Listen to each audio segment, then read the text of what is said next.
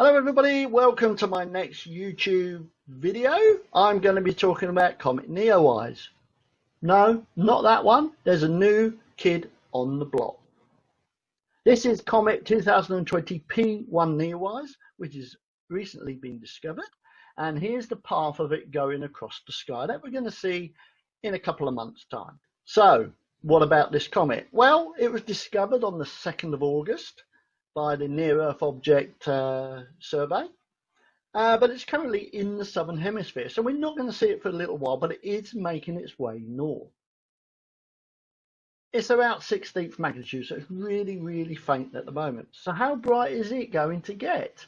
It's certainly not going to get as bright as the previous comet, but this is 2020.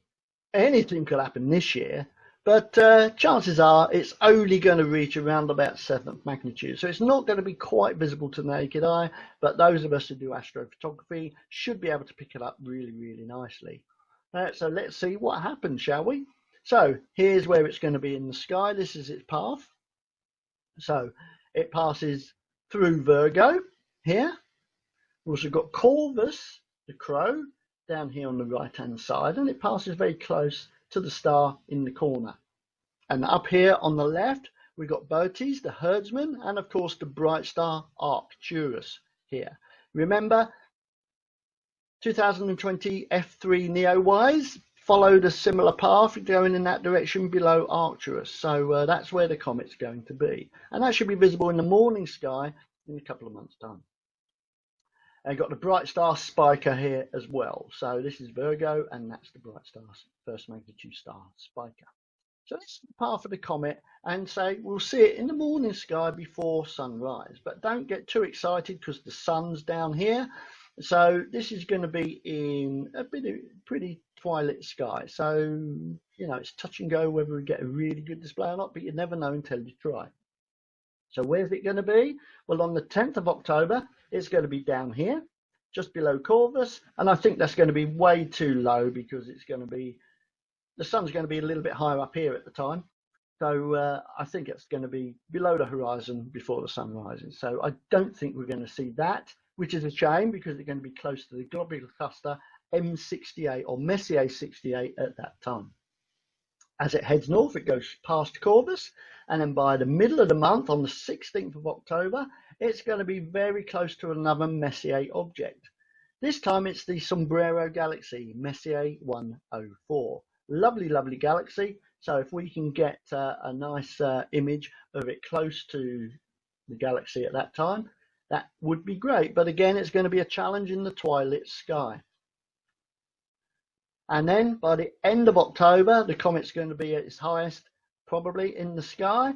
And you can see the tick marks are moving quicker here. You can see the distance between the comets every 2 days is much wider here than it is down here. So you can see the comet's moving at its fastest when it's at its closest to Earth and close to perihelion. And then as it moves away from the sun and the earth, you can see these distances are getting shorter and shorter as the apparent motion gets slower and slower as seen from Earth.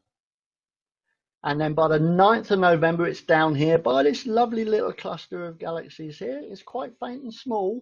I've had a look at pictures of it on the internet, and that looks like a very tiny version of Markarian's chain in Virgo. So that could be worthwhile trying to image that close to that cluster galaxy. Or cluster of galaxies, I should say.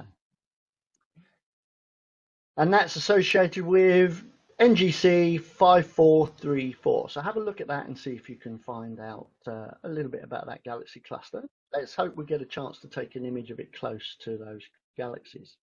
And then by the 5th of December, it's down here again. The sun's going to be a little bit lower than here, but I think that's going to be a challenge because I think that's going to be lost in the twilight. But you never know because of the orientation of these things. We may just be able to get a glimpse of that after sunset as well.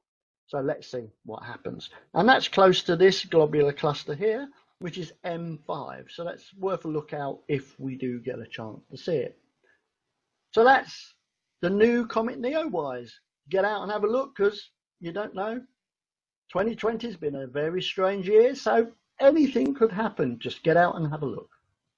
If you've enjoyed this video, Please like the video and subscribe to my channel, and I'll see you all later. Bye bye.